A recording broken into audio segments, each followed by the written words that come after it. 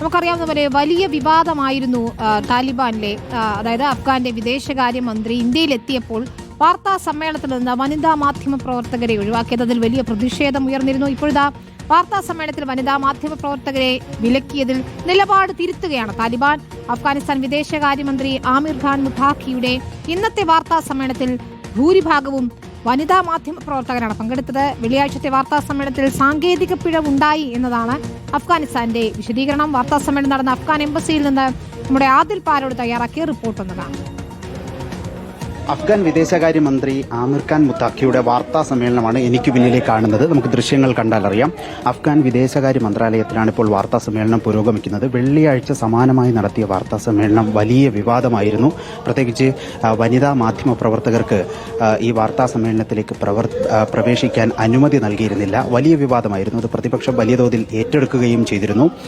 ആമിർ ഖാൻ മുത്താഖിയും സംഘവും വെള്ളിയാഴ്ചയാണ് press meet നടത്തിയിരുന്നത്. അപ്പോൾ പ്രതിപക്ഷ നേതാവ് രാഹുൽ ഗാന്ധി, പ്രിയങ്ക ഗാന്ധി അടക്കമുള്ള വനിതാ നേതാക്കളടക്കം വലിയ വിമർശനം ഉന്നയിച്ചു. നാരി ശക്തി എന്ന മുദ്രാവാക്യം ഉറക്കെ പറയുന്ന, ആവർത്തിച്ച് പറയുന്ന നരേന്ദ്രമോദി സർക്കാരിന് ഇക്കാര്യത്തിൽ എന്താണ് നിലപാട് എന്ന ചോദ്യമുണ്ടായിരുന്നു. അതിനുശേഷം വിദേശകാര്യ മന്ത്രാലയം പറഞ്ഞതാകട്ടെ ഇക്കാര്യത്തിൽ ഇന്ത്യക്ക് ഇതിലൊന്നും ഇടപെടാൻ കഴിയില്ല എന്നുള്ളതാണ്.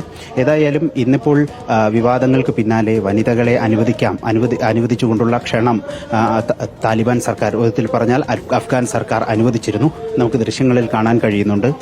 മുഴുവൻ ഒരു ഭൂരിഭാഗവും വനിതാ മാധ്യമ പ്രവർത്തകരാണ് ഈ പരിപാടിക്ക് എത്തിയിരിക്കുന്നത് എന്നുള്ളതാണ്, വാർത്താ സമ്മേളനത്തിൽ എത്തിയിരിക്കുന്നത് എന്നുള്ളതാണ് നമുക്ക് ദൃശ്യങ്ങൾ കാണുമ്പോൾ മനസ്സിലാക്കാൻ കഴിയുന്നത്. പല മാധ്യമ സ്ഥാപനങ്ങളും അവരെ വനിതാ മാധ്യമ പ്രവർത്തകരെ തന്നെ ഈ അവരുടെ ചോദ്യങ്ങൾ ഉയർന്നു കേൾക്കുന്നതും കാണാൻ കഴിയുന്നുണ്ട്. ഏതായാലും ഈ സമാനമായി വനിതാ മാധ്യമ പ്രവർത്തകർ ഇവിടേക്ക് എത്തിയിരിക്കുന്നു. ഇതാണ് പലതരത്തിലുള്ള ചോദ്യങ്ങൾ, പ്രത്യേകിച്ച് അഫ്ഗാൻ സർക്കാർ വനിതകളോട് കാണിക്കുന്ന വിവേചനത്തെ ചൊല്ലിയുള്ള ചോദ്യങ്ങളും ഉണ്ടായിരുന്നു.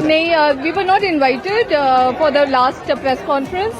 So this was interesting that after there was a lot of protests by the Editors Guild and the Indian Women's Press Corps and a lot of other people. So it was good to have the women journalists also invited, basically the women journalists who are on the beat.